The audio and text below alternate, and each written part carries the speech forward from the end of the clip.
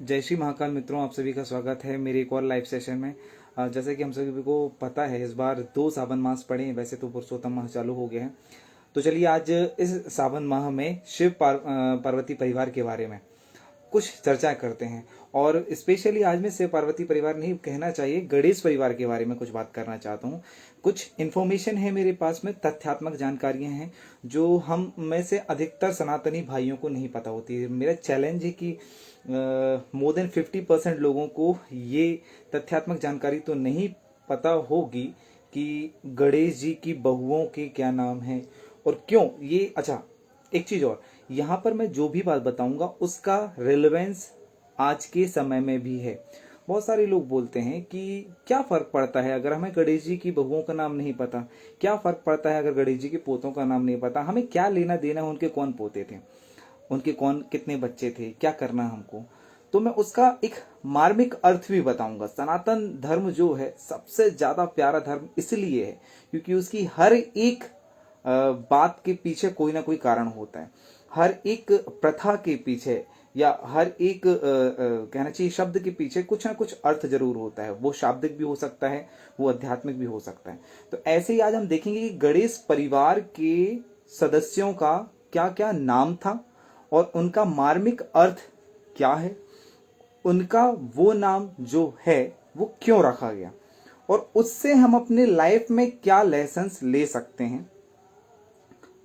इस पूरी पौराणिक जानकारी से हम कैसे अपनी लाइफ की क्वालिटी सुधार सकते हैं, हम कैसे भविष्य में और बेहतर जिंदगी जी सकते हैं, इस जानकारी से मैं ये भी आपको बताऊंगा। तो चलिए, मैंने कुछ चीजें लिखा है शॉर्ट में। सबसे शुरू में मैं शॉर्ट में पूरी चीजें समझा देता हूँ, जो मैंने लिखा हुआ हूँ मैं उसको बता देता हूँ, तो आप लोग को पूरी स्टोरी बहुत अच्छे से समझ में आएगी। चलिए देखिए, मैं बताता हूँ आपको। ये है, ये इस तरह से ये पूरी हायरार्की मैंने बनाई हुई है शिव पार्वती परिवार के बारे में। वैसे तो मुझे बताना है मिल्ली गणेश जी के बारे में, लेकिन हम शुरू करते हैं शिव पार्वती से ही शुरू करते हैं।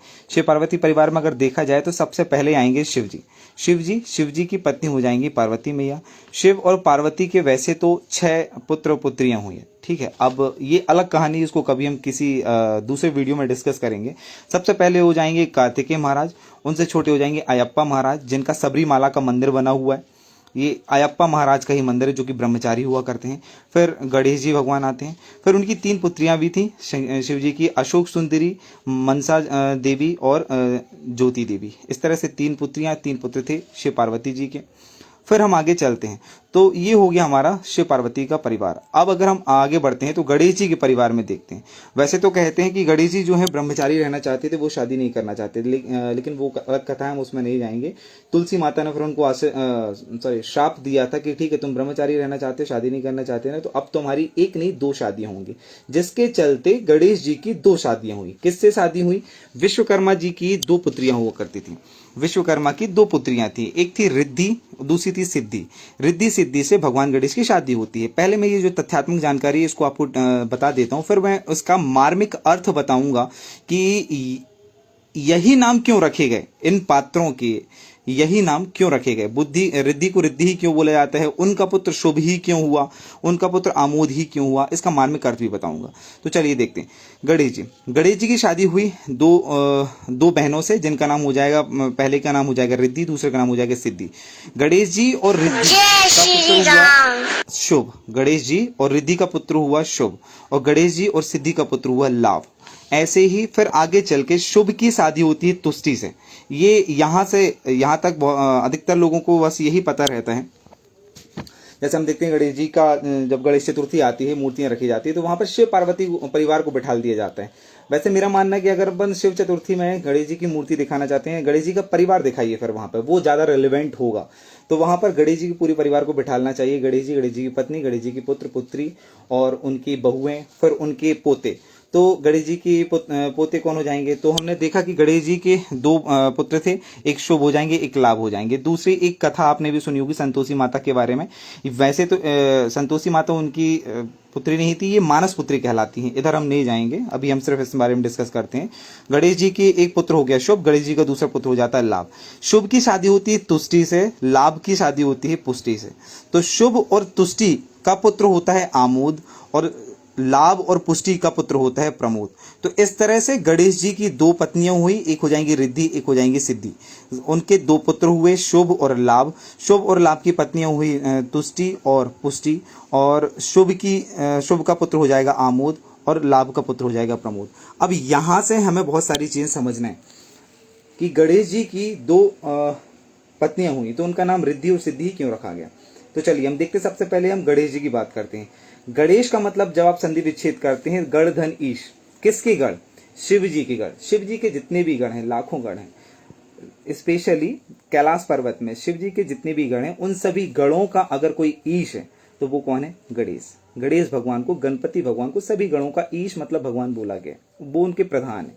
जब वो सभी गणों के प्रधान है तो ऐसा कौन व्यक्ति जो सभी गणों का प्रधान बन सकता है? वो व्यक्ति जिसके अंदर सभी गणों की क्वालिटीज हो। तो कहना चाहिए सबसे ज्यादा सुपीरियर कोई है तो वो है गणेश जी, जिनके अंदर सभी प्रकार के गुण हैं, सारे अच्छे गुण समाहित हैं। तो जिसमें सारे अच्छे गुण समाहित होंगे वही गणेश बन पाएगा, मतलब जिसमें सारे अच्छे गुण होंगे वही लीडर बन पाएगा। इस यहां से एक लेसन हमको ये समझ में आता है कि अगर आप लीडर बनना चाहते हैं तो आप जितने ज्यादा से ज्यादा हो सके उतने अच्छे गुणों को अपने अंदर समाहित करिए। पहली लेसन। दूसरा लेसन, गणेश जी की शादी हुई रिद्धि और सिद्धि से। तो यहां पर इसका क्या मतलब है? देखिए, रिद्धि का जो है, रिद्धि का ही दूसरा अर्थ होता है बुद्धि। रिद्धि का ही दूसरा अर्थ होता है बुद्धि। तो जब गणेश जी और बुद्धि की शादी हुई तो उनसे कौन किसका जन्म हुआ? गणेश जी और बुद्धि की जब शादी हुई तो उससे शुभ का जन्म हुआ। गणेश जी और बुद्धि की जब शादी हुई तो उनसे शुभ का जन्म हुआ, और गणेश जी और सिद्धि का जब शादी हुई तो उनसे लाभ का जन्म हुआ। इसका क्या अर्थ है? इसका कहने का मतलब है जब आप गणेश की तरह सारी क्वालिटियों को समाहित कर लेंगे और उस समय जब आप अपनी बुद्धि का प्रयोग करेंगे, जब आप गणेश की तरह सारी गुणों को अपने अंदर समाहित करेंगे और उस समय अपनी बुद्धि के अनुसार अपने व्यवहार को रखेंगे, अपनी जीवनचर्या को रखेंगे, अपने आचरण को रखेंगे, तब आपके जो कार्य होंगे, तब आपकी जो धन ज्ञान और ख्याति है वो शुभ रहेगी। तब आपके सारे धन ज्ञान और ख्याति सुरक्षित रहेगी। और ऐसे ही जिस तरह से रिद्धि का दूसरा अर्थ होता है बुद्धि, ऐसे ही सिद्धि का दूसरा अर्थ होता है, सिद्धि जो है आध्यात्मिक शक्ति को कहा जाता है। जैसे आपने देखा ना, जब राक्षस या कोई भी हजारों साल तपस्या करता है तो उसको क्या प्राप्त होता है? वरदान प्राप्त होता है। या कई ऋषि मुनि जो कई साल तपस्या करते हैं तो उनको आध्यात्मिक शक्तियां प्राप्त हो जाती है। उसी आध्यात्मिक शक्ति को क्या कहा जाता है? सिद्धि कहा जाता है, कि वो अपने बल आध्यात्मिक शक्ति से किसी चीज को सिद्ध कर लेते हैं। तो उसे कहा, आध्यात्मिक शक्ति को ही क्या कहा जाता है? सिद्धि कहा जाता है। तो जब आप गणेश बन जाएंगे या गणेश की तरह सारे गुणों को अपने अंदर समाहित कर लेंगे तभी आपके पास सिद्धि आ पाएगी। और जब आप सिद्धि प्राप्त कर लेंगे उस समय आपके धन बल ज्ञान ख्याति सभी चीज में वृद्धि होगी। अगर आप अपने धन बल ख्याति इन सभी को सुरक्षित रखना चाहते हैं तब आपको अपनी बुद्धि का प्रयोग करना पड़ेगा और बुद्धि के अनुसार चलना पड़ेगा। लेकिन आप इसमें अपनी वृद्धि करना चाहते हैं तो उस समय आपको सिद्धि को प्राप्त करना पड़ेगा। ये चीज यहां पर दर्शाते हैं कि अगर आप गणेश जी की तरह सारी क्वालिटीज को धारण करके अपनी बुद्धि का प्रयोग करेंगे तो आपके धन बल ज्ञान ख्याति इन सभी में ये सभी जो है शुभ रहेंगे, अर्थात सुरक्षित रहेंगे। और जब आप गणेश जी की तरह सारी क्वालिटीज को अपने अंदर धारण करके सिद्धि को अपनाएंगे तब आपके धन बल ज्ञान ख्याति जो है इन सभी में वृद्धि होगी। ठीक है, अब इसके आगे बढ़ते हैं। जब शुभ की शादी तुष्टि से होती है, शुभ की शादी तुष्टि से होती है तो आमोद होता है। इसका क्या अर्थ है? इसका अर्थ है कि आप गणेश जी की तरह सारी गुणों को अपने अंदर समाहित कर लेंगे, अर्जित कर लेंगे। उस समय आप बुद्धि का प्रयोग करते हुए जब आगे बढ़ेंगे और जब वो बुद्धि शुद्ध होगी, आपके अंदर भटकाव नहीं होगा आएगा, आपके अंदर लालच या फिर काम क्रोध मोह ये सभी नहीं आएगा। और इसके द्वारा इन सभी 6 जो होते हैं, काम क्रोध लोभ मोह मत्सर, इन 6 विकारों के द्वारा आपकी बुद्धि कलुषित नहीं होगी, तब जाकर आपको आमोद प्राप्त होगा। ऐसे ही जब आप सारे गणों को सारी क्वालिटीज को समाहित करके गणेश बन जाएंगे, या कहना चाहिए सारे गुणों को धारण करेंगे और आपके पास सिद्धि आ जाएगी। उस सिद्धि में जब वृद्धि होगी तो आपको लाभ होगा, और जब आपको लाभ होगा तो आपकी धन ज्ञान ख्याति इन सभी चीजों में लाभ होगा, और जब इन सभी चीजों में वृद्धि होगी, है ना। जैसे डायग्राम सब समझाता हूं मैं आपको। जब आप गणेश जी की तरह सारी क्वालिटीज को धारण कर लेंगे और उससे आप उसके साथ में जब आप सिद्धि को प्राप्त कर लेंगे तो आपको धन बल ज्ञान ख्याति इन सभी में वृद्धि होगी, और जब इसमें वृद्धि होगी तभी आपको प्रमोद प्राप्त होगा, है ना। तो जब आप गणेश जी के साथ में बुद्धि का प्रयोग करेंगे तब सारे धन ज्ञान ख्याति जो सुरक्षित रहेगा, तब आपको आमोद प्राप्त होगा। गणेश जी के साथ में जब आप सिद्धि को प्राप्त कर लेंगे तब आपके धन ज्ञान और ख्याति इन सभी में वृद्धि होगी, और जब इन सभी चीजों में वृद्धि होगी तभी आपको प्रमोद प्राप्त होगा। अब मुद्दे की बात यह है कि आमोद और प्रमोद का मतलब होता क्या है। आमोद और प्रमोद जो है वो गणेश जी के पोते हैं, गणेश जी के पोते हैं। और आमोद प्रमोद को जब इकट्ठा बोला जाता है तो इसका अगर साधारण तरीके से समझना है तो सीधी सी बात है कि भोग और विलास को ही आमोद प्रमोद बोला जाता है। और शास्त्रों में यह बताया गया है कि जब आप किसी काल्पनिक सुख को अनुभव करते हैं तो वो काल्पनिक सुख जो है आमोद कहलाता है, लेकिन जब वो काल्पनिक सुख आपके प्रत्यक्ष आ जाता है और आप उसका उपभोग करने लगते हैं तो वो प्रमोद कहलाता है। जैसे मैंने सोचा कि यार काश मेरे पास बहुत बड़ा बंगला होता और उसमें बंगले में मैं रहता, तो सोच के ही मुझे बहुत आनंद महसूस हो रहा है। तो इस तरह से कल्पनाओं के द्वारा जो मुझे आनंद महसूस हो रहा है ये आमोद है ना। और कुछ समय के बाद पता चला कि वो बंगला मुझे मिल गया, आज मैं उस बंगले में रहने लगा, उसका उपभोग करने लगा, प्रत्यक्ष उसका अनुभव करने लगा, तो ये कहलाएगा प्रमोद।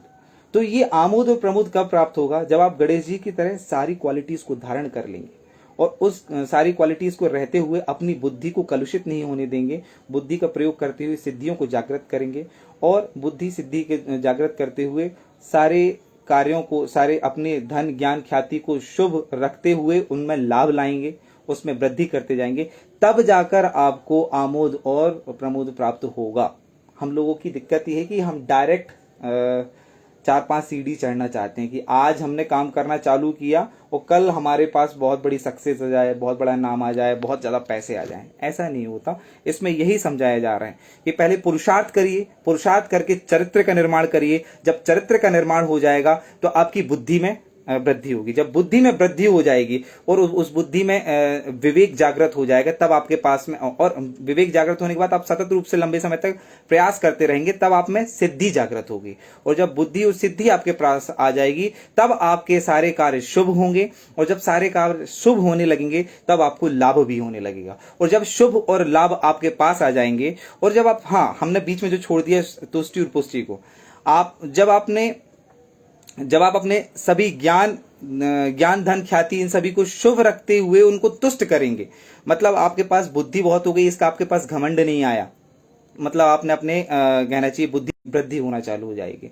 जब आप अपने इन नाम को, धन को, ज्ञान को पुष्ट और तुष्ट कर लेंगे, तब जाकर आपको आमोद और प्रमोद प्राप्त होगा, मतलब भोग और विलास प्राप्त होगा, अर्थात खुशी और प्रसन्नता, सुख और सुख अर्जित होगा। तो इस तरह से हो गया, सॉरी नेटवर्क प्रॉब्लम हो गई थी। हाँ, तो इस तरह से हमारे शास्त्रों में, हमारे धार्मिक ज्ञान में भी बहुत बड़ी बड़ी और बहुत गहरी गहरी बातें छिपी हुई हैं। अंतर है तो हमारी दृष्टि का। अगर हमारी दृष्टि वैसी होगी तो हम उन अर्थ को समझ पाएंगे। जब हम उनको समझ पाएंगे तब हम अपने जीवन में अपना पाएंगे और उस हिसाब से अपने व्यवहार कर पाएंगे, तभी हमें उनसे लाभ होगा। इसलिए मैं कहता हूं हमेशा हमारे धर्म ग्रंथों को सिर्फ इसलिए मत सुनो कि हमें पुण्य प्राप्त होगा। वो तो हमें प्राप्त होगा, वो तो बाय डिफॉल्ट है, लेकिन शास्त्रों के लेखन का मुख्य उद्देश्य पुण्य अर्जन नहीं है। शास्त्रों के लेखन का मुख्य प्रयोजन आपको पुरुषार्थी बनाना है, आपके मनोबल को बढ़ाना है, आपके आचरण को सदाचारी बनाना है। और ये सब तब हो पाएगा जब हमारा फोकस पुण्य की ओर ना होकर हमारा फोकस सीखने की ओर होगा कि इस कथा से हमें क्या सीखने मिला, इस कथा से हम अपने जीवन में क्या अपना सकते हैं, इस कथा को हम किस तरह से अपने दैनिक जीवन में उपयोग कर सकते हैं। इसलिए मैं कहता हूं ऐसी बातें, जैसे अब अशोक सुंदरी, मानस पुत्री या ज्योति, ये शिव जी की पुत्रियां थी। मैं इस बारे में इसलिए डिस्कशन नहीं कर रहा हूं क्योंकि इसका मैं मर्म नहीं जान पाया कि इस कथा का क्या मर्म है, मैं इससे क्या सीख रहा हूं, मैं नहीं जान पाया, इसलिए बारे में मैं डिस्कस नहीं कर रहा हूं कि संतोषी माता गणेश जी की पुत्री थी नहीं थी, हम क्या सीख रहे हैं उससे। मूल बात है, अगर हमें कुछ सीखने मिल रहा है तो हमें उसके बारे में बहुत ज्यादा डिस्कशन करना चाहिए, नहीं सीखने मिल रहा है तो उसके बारे में चिंतन मनन करना चाहिए। सीख नहीं पा रहे हैं तो इसका मतलब ये नहीं कि वो कहानी हमें कुछ नहीं सिखाती। अगर सीख नहीं पा रहे हैं तो इसका मतलब ये कि हमारी बुद्धि अभी भी छोटी है, हमें और ज्यादा अध्ययन की आवश्यकता है। हमें म्लेच्छ पापियों की तरह जो नास्तिक लोग होते हैं सीधे ऐसे उंगली नहीं उठा देना है कि अरे धर्मग्रंथ तो फालतू बकवास है, ढकोसले, हमें क्या लेना देना भगवान से। ऐसा नहीं है। अपनी बुद्धि को बढ़ाइए, अपनी सोचने की क्षमता को बढ़ाइए। तो दोस्तों आज के लिए इतना पर्याप्त है। एक और है शिव पार्वती परिवार के पीछे एक संकल्पना, जिसको मैं कभी और डिस्कस करूंगा। सभी के वाहन, शिव जी का वाहन कौन है, माता जगदम्बा पार्वती मैया का वाहन कौन है, ये बहुत कॉन्ट्रडिक्टरी है। इस विषय में भी हम सभी की बात हो सकती है। तो आज नहीं, कल या कभी और मैं इस बारे में बात करूंगा। आज का सेशन आपको कैसा लगा इसको मुझे कमेंट में जरूर बताइएगा, इससे मुझे मोटिवेशन मिलता है। अदर इस सेशन को करने के लिए, मैं इस वीडियो को बनाने के लिए कई महीनों से सोच रहा हूँ, बट संकोच के कारण कि पता नहीं लोग क्या सोचेंगे या उसका कैसा रिएक्शन इम्पैक्ट लोगों पर पड़ेगा, मैं बना नहीं पा रहा हूँ। अगर आप कमेंट कर कर अपने सुझाव देंगे कि आपको ये जानकारी कैसी लगी तो मेरा मोटिवेशन लेवल बढ़ेगा, मुझे सीख लगेगी और मैं आगे और ऐसे वीडियोस बना पाऊंगा। Thank you, thanks a lot. जय श्री कृष्णा, जय महादेव।